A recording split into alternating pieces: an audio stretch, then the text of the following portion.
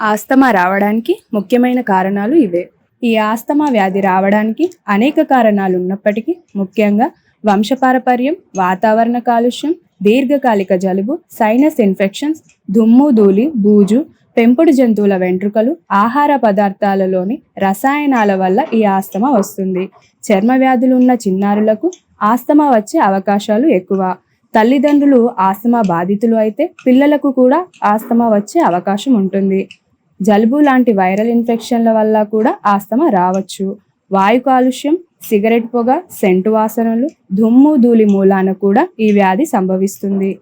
Aspirin వంటి నొప్పి తగ్గించే ఔషధాలు, బీపీ నియంత్రణకు వాడే కొన్ని మందులు వాడటం వల్ల కూడా ఈ వ్యాధి వచ్చే అవకాశం ఉంది. అజీర్తి, గ్యాస్ ట్రబుల్, మానసిక ఒత్తిళ్లు మొదలైన వాటి వల్ల కూడా ఆస్తమా వచ్చే ప్రమాదం ఉంది.